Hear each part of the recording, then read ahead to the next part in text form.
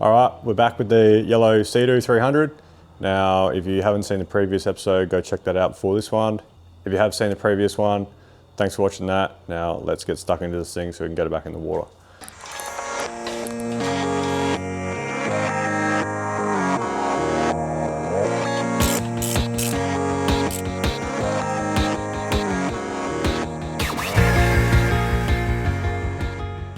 Okay, so it's only been about a day since I filmed the last video. Now, I still haven't sent the block away. I've actually got a collection of blocks now. I've been going hard, pulling motors out of skis everywhere, out of all my skis. So I'll show you what we got. We got a collection of blocks here and another motor. Now, this is a 1503 block I've had sitting around for a while out of my black 260, throwing a leg out of bed. I was thinking of getting it repaired. I'll see. This is the 2017 1630 motor I pulled down to use parts out of the crankshaft and con rods from the previous video. And this is the block that we dismantled in the previous video of the yellow 300. So still sitting here. I haven't taken them to the machine shop yet. As I said, it's only been about a day. Now, this is a GTI 130 engine. It's a 2018. I will explain what I'm doing with this. And this is a 300 engine. It's a 2019 1630 Ace. Okay, I have a few engines here, so we should be able to make something work.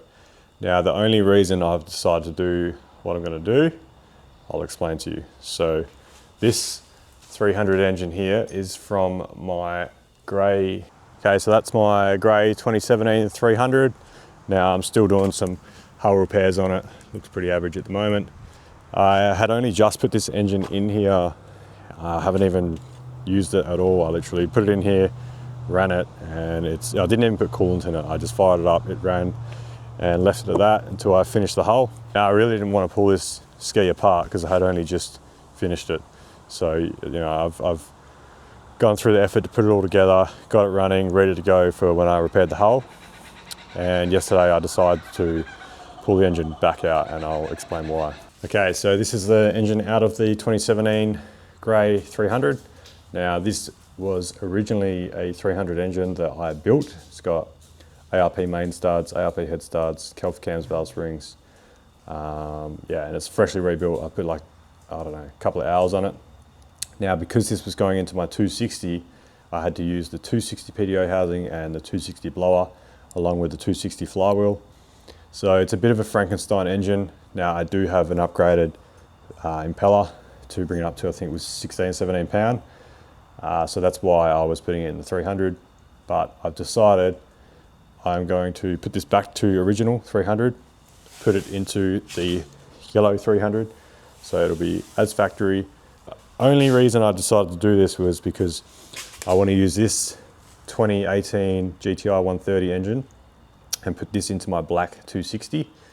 Now, being a GTI 130, they have a normal flywheel, so you can't run a supercharger, and also it is blanked off here for a supercharger. So my thoughts are to pull this PTO housing off and blower, and also the 260 flywheel, put that onto the GTI 130, put that into my black 260, then that'll be one ski done. And then this engine, put the PTO housing flywheel from the original engine out of the yellow 300 onto this 300 motor. Then we have a nice factory 300 motor going back into the yellow ski, and with the valve springs and ARP mains and head studs. So that'll be a nice little combo. And that will mean I have two skis running. So that's a win for me. And then with the other blocks we have over here, I will rebuild those, and I'll put one into the grey 300, and then I have another 300 that I need a motor for as well. So the other one will be going into that. That's my plan. Let's get it happening. Okay, now I need to pull all of the junk back out that I piled in here, because I was going to be storing it for a while. All the crap. Pull it all back out, make room for a motor. First up, get the blower off, get that out of the way. It's held on by 3 bolts. Where is it? And one is here. One's down here. Out the way, mate, come on. Yeah, yeah. We have one just here. Pull this one out.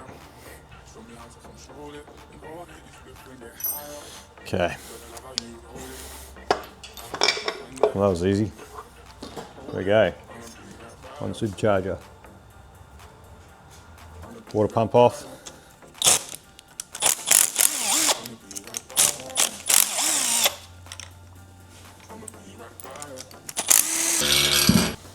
Okay, I think I'm gonna flip the motor up on its nose so we don't lose a lot of oil everywhere.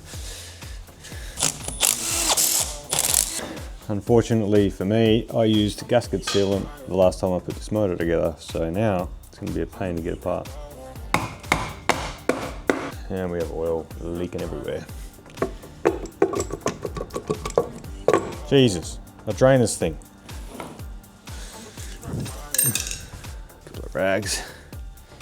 I just drained the oil out of this thing, and it just, because they're a dry sump, they hold a lot of oil in the bottom and the baffles. So there she is. Now I want to check this screen as well, because the last time I was riding my ski, the 260, the engine had only done about 2-3 hours, and I was tuning it. They're really hard to log on the early ECUs like the 2011s. There's not really any data for when you're tuning, unfortunately. So I had an issue of low power, like randomly, and I thought it may have been a timing protection due to intake temps. I had a faulty intake temp sensor, so I disabled the timing protection.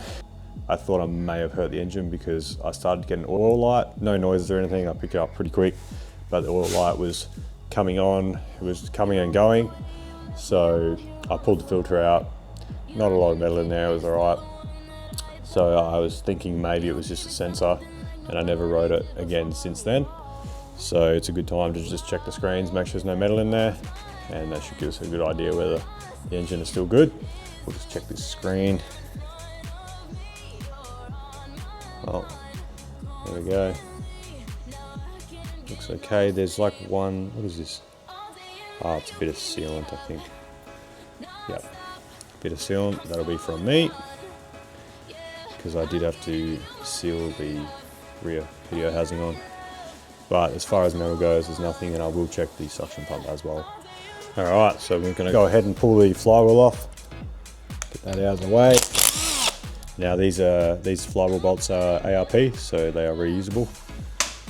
So here's the 260 flywheel, and we have here the 300 one, yellow 300.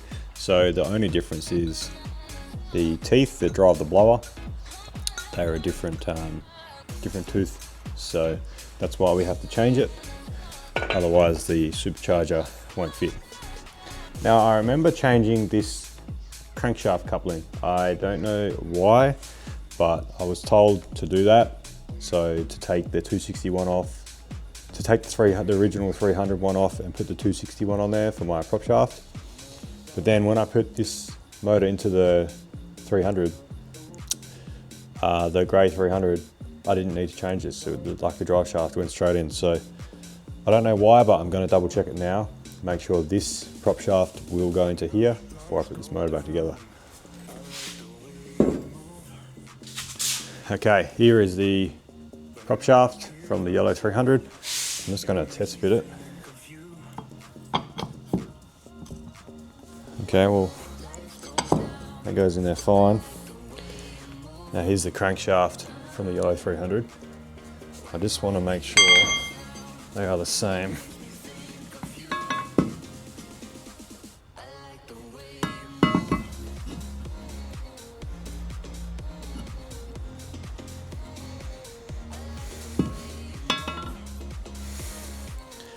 Yeah, I don't know what the difference is here.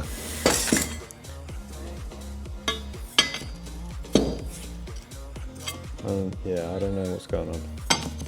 I definitely changed this. I put this is the 261, 2011 260 coupling on the 300 crank. So Seadoo told me I had to change it. The guy I bought the motor off told me I had to change it. I don't know why. I don't remember why. There was obviously a reason, but they are identical. They even have the oil bleed off in the crank in the same spot. I don't know. Like, if I don't have to change it, well, I'm not going to change it. So I'll make sure this goes in the same depth as well. Let's get a texter. Okay, we'll just check the depth, just in case. Mark there.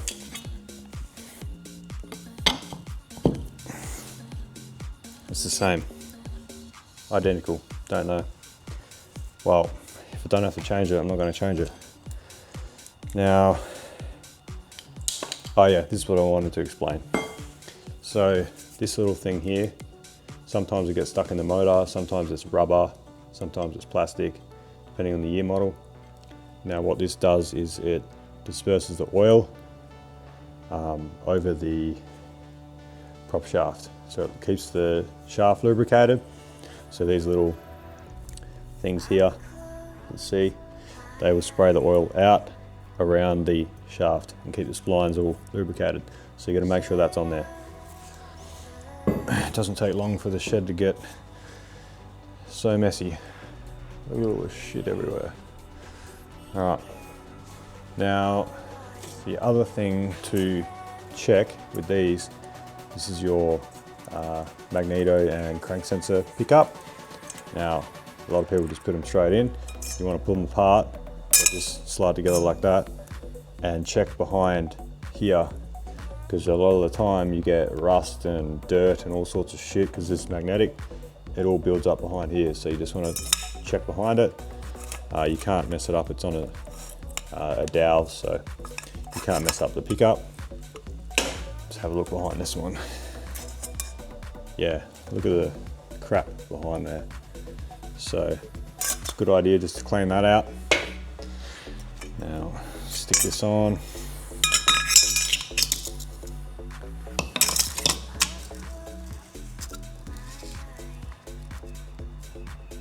A little bit of Loctite on the ARP flywheel bolts, 263. You also want to make sure you torque them to spec.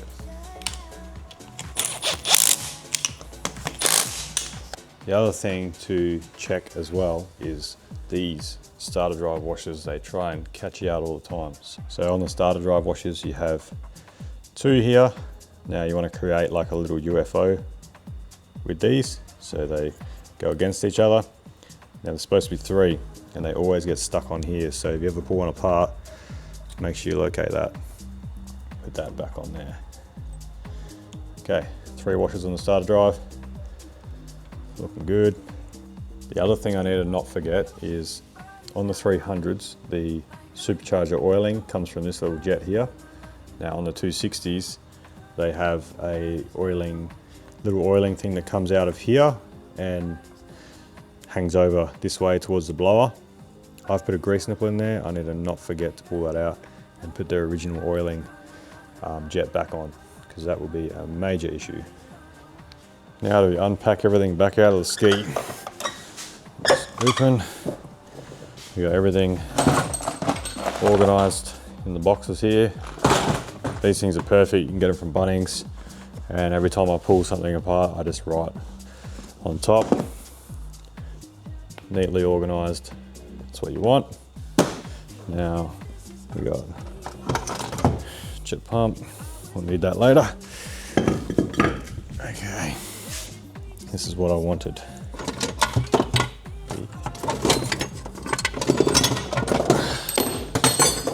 PDO housing.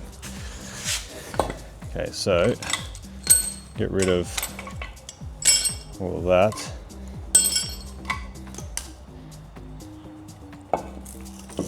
Now, this obviously coming off an engine with metal all through it, I need to clean the oil pump for one, and there's also the oil pressure relief here. We want to pull this out, clean that out. Wash the whole thing, good to go. All right, we'll pull this oil pump apart. Hopefully the housing isn't destroyed. Okay. Yeah, so the plate is worn. I got another plate. Ears are also worn, so we'll have to strip this thing apart.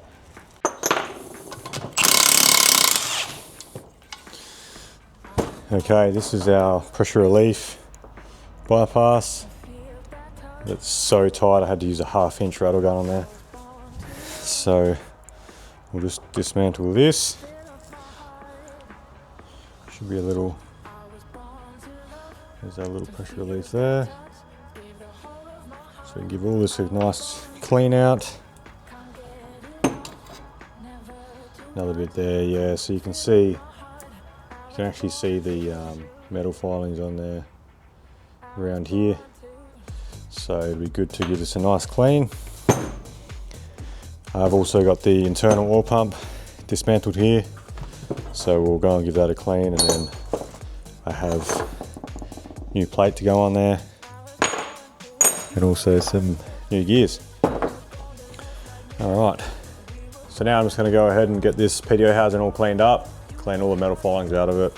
Now the other thing to make note of is when you're doing things like this and you're cleaning gasket, sealant off and all that sort of stuff, do that now before you wash it, so that way you're not contaminating it again. So gonna go ahead and do all that, give it a wash, and I'll be back in a minute.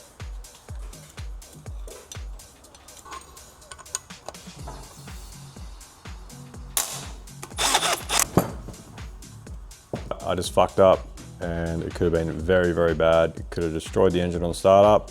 Luckily that I double checked it, I knew something wasn't right and I found the issue. But let me show you what happened and why it's always good to double check things when they don't look right.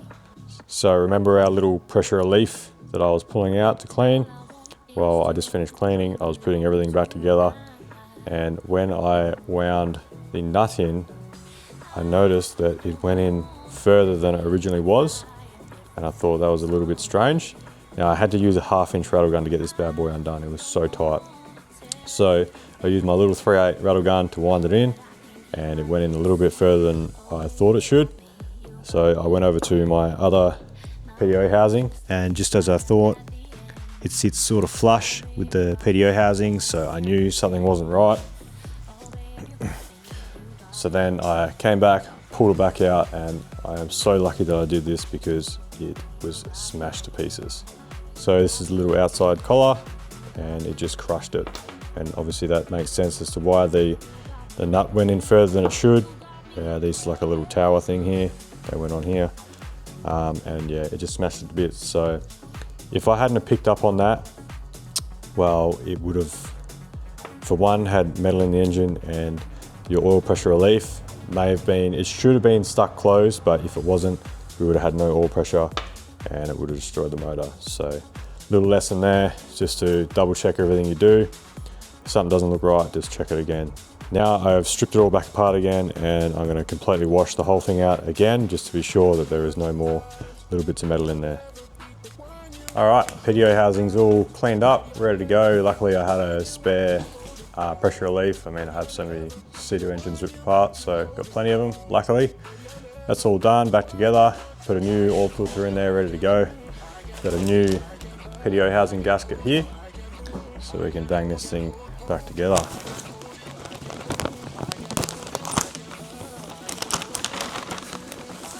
Now these are a machine fit, so you don't need any sealant. Just bang them straight on. Like so. Onto the dowels. Should be a good thing. Now I've got a little bit of oil in these holes here that I need to clean out so we don't hydro lock these bolts. This stuff here comes in pretty handy. It's just air in a can, so I can blow these holes out.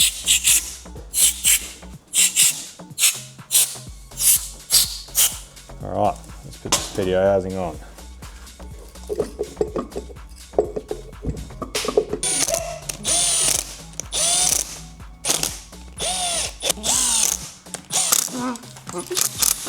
I'm going to change the water pump as well. This is my 261 300, so this is the original yellow ski water pump, and lucky that I checked because they actually do have a different thermostat in them. So you can see in this little hole thermostat. Now the 260 has a 87 degree thermostat, this has an 80 degree thermostat, so lucky I checked.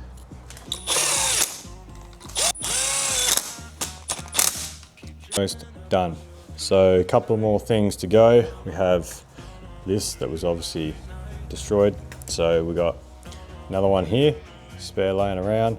I just checked that it slides over the shaft, so it's the correct one. So we'll stick that on there. And the other thing is to change the exhaust. This one's different, I don't know. I think the guy said it's been upgraded, but yeah, I'm not up to date with these new skis. They seem to change every single bloody year. So I'm gonna just unbolt this, swap that over, bang it on there.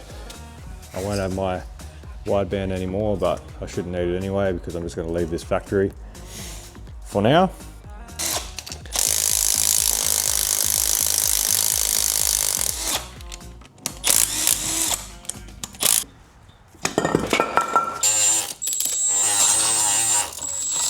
Small bit of sealant on the exhaust.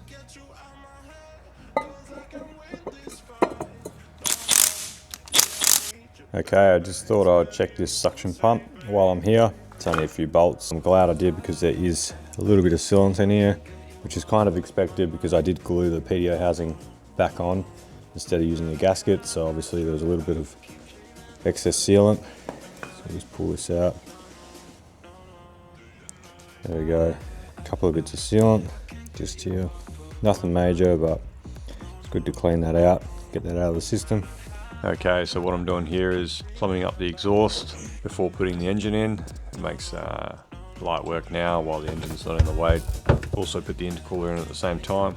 Now I'm using the intercooler from my grey jet ski because I know that's cleaned and pressure tested and it's free of metal.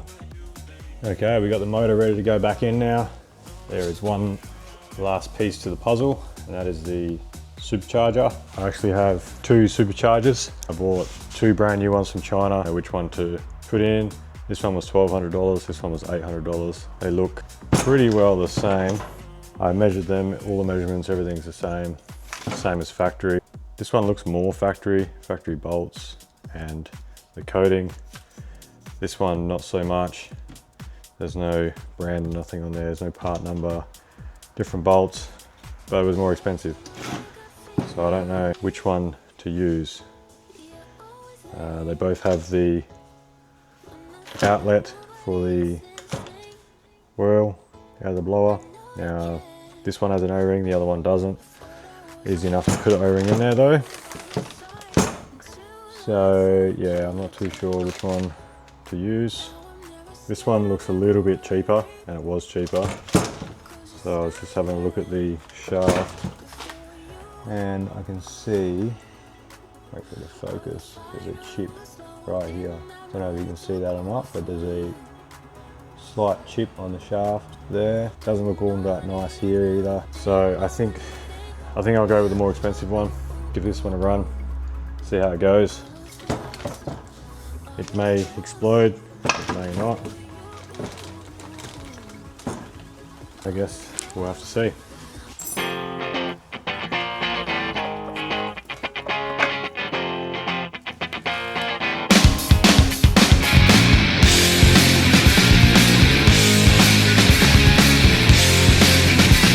Okay, the motor's ready to go in, so we're going to go and drop that in now. It's 2 PM, so hopefully I'll be able to get it in the water this afternoon.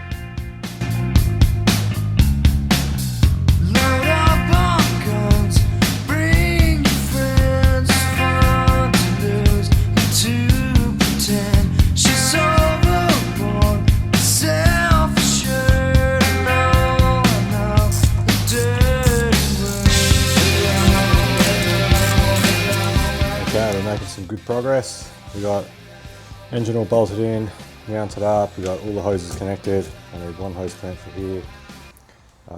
Charger's all plumbed up, intercooler's all plumbed up, exhaust is on, got the prop shaft in and the jet pump in. I just need to put the RBR on. So we are getting there now. I just need to time to put the manifold in. So here's the intake manifold. I think it's got an upgrade on here. This isn't factory, I don't think. So that's an aftermarket upgrade. It also has a straight through exhaust as well. So it's got no muffler in the back here. A couple of little mods. Pretty keen to hear it now. Keep trucking along. I'm not going to film all of putting the engine back in. It's pretty well the reverse order of the first video, pulling it out. So I'm just trying to smash this thing out. It is 3 o'clock, so it's been an hour, and that's how far we've got. So hopefully, I don't know, another hour we should be done.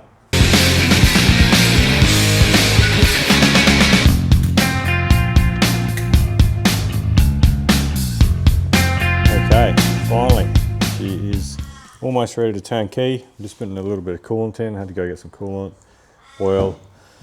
So yeah, filling up the coolant, and then I'll slide some oil in. With the coolant, because it's pretty well dry, I do this on most engines. I will pull the coolant temp sensor out, so I'll just have it sitting there loosely, and then fill it up. You'll hear the coolant start to come out. It's thirsty. All right, you can see it dripping there now, just.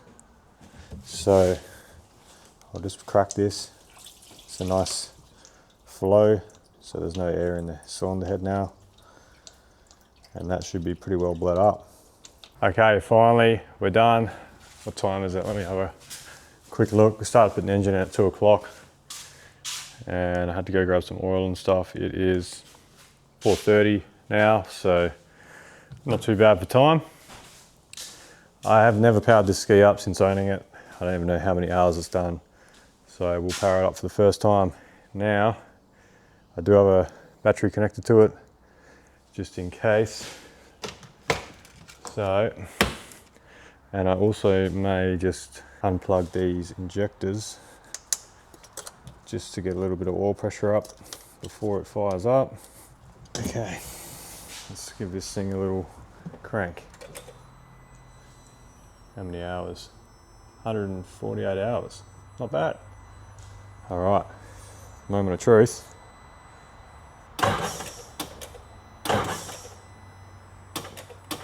Oh, of course the battery's too low.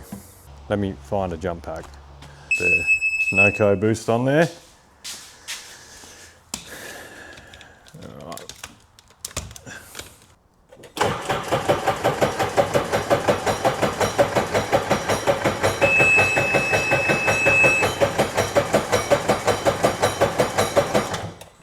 Okay, we'll put these injectors back on. Let's check the oil again real quick. Yeah, plenty of oil. I'll just fire it and then I'll put the hose on afterwards.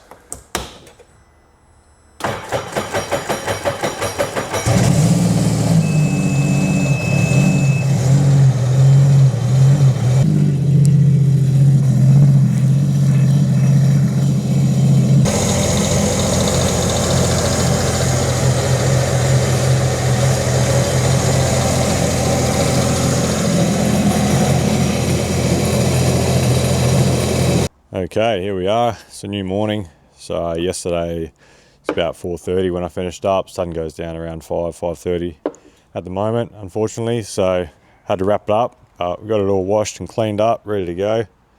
So I'm going to take it down to the water this morning and see how she runs. I'll see you down there.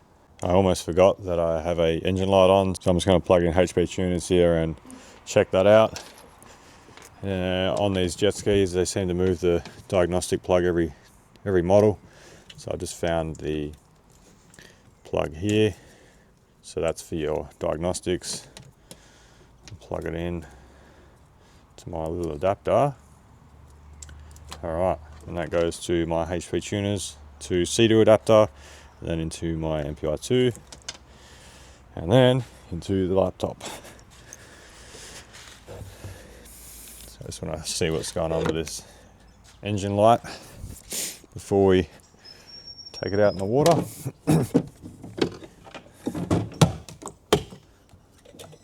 Okay, what have we got? Oh no. Okay, we're on. I do have my Can-Do Pro, but I'm out of VIN licenses for that, so I'm gonna have to use HP tuners here. Let's see what fault code we have coming up. Okay, manifold absolute pressure, engine oil pressure too low, and exhaust gas temp. So they will all be history codes, which they are. So I'll go ahead and clear those. The thing about Seadoo Pro is you can see all the, it gives you like a log, which is really handy. But unfortunately, we're gonna have to resort to this. Okay. Now that will be it for now. Okay, here we are. Got it running in the water, just giving it a little warm up on the trailer. I can hear a little bit of a rattle for some reason, but not sure what that actually is. It didn't have this rattle before when it was in my other ski. So I guess I'll just monitor it, take it easy. No engine lights, sounds pretty healthy other than that. Absolute glass off today. Looking real nice. It's been raining all week and today there is no wind at all and the sun's actually out for once, so what a bonus. Good day to have the ski running. Got the Jeep back in the water.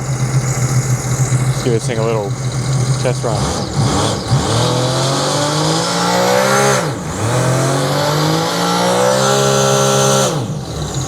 Got it. Almost 8,000 RPM there, so I might actually have a tune. I don't think they rev that high from factory, but stuff it out. Here we are, she's running pretty damn nice. Just been idling around and giving it a little bit, warm it up, make sure we got no faults coming up. And then I'll park it back on the trailer and make sure we got no leaks as well. So that'll be the most crucial thing. But yeah, I don't know how to bring up the coolant temp on this ski. I have to play around with it a little bit as well.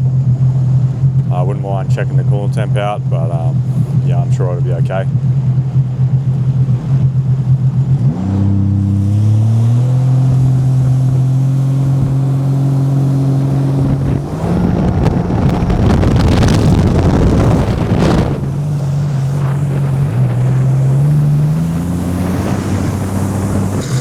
Alright, we're back in the trailer now. Still looking all good. Looks like there's no oil or water leaks. A little bit of water in the bottom of the hull from the coolant that I spilled.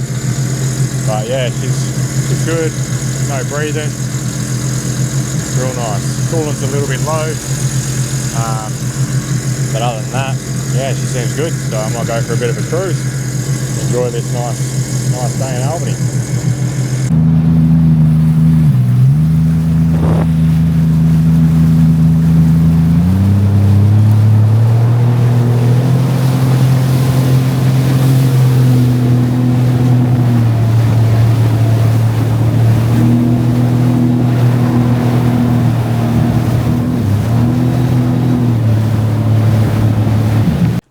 Alright guys, this is a good thing. Took it out for about an hour yesterday, ran mint the whole time. Absolutely love it. Now, as for that little rattle, I've diagnosed it to be, I think, the blower. Makes sense why it wasn't making the noise in my other ski. So I'm going to rip that Chinese blower out, put the other Chinese one in there, and see if the noise goes away or at least moves. Okay, and as for the first video where we went over what happened with the original engine with it blowing up, while I was editing the first video, I actually realized what it was. I guess I'm just too focused on filming rather than looking at the block and everything. So I'll show you what has actually happened to that motor. Okay, so here is your supercharger oiling jet. Now this is an oil gallery here, which goes straight into here to the last main journal. Now the last main journal is the one that failed, along with the conrod next to it. So what's happened is the conrod's come loose, the oil pressure has bled off. This is the last main to get oil, which means the blower is the last to get oil as well. So because of the oil pressure drop, that bearing's failed and then made the supercharger fail as well. I guess it just goes to show how critical these superchargers are to sufficient oiling. So I guess that's the good thing about doing what I do. Every day you learn something new. And all you guys should be experts on Vortex Seadoos. Anyway, thank you guys so much for watching, and I'll see you on the next one.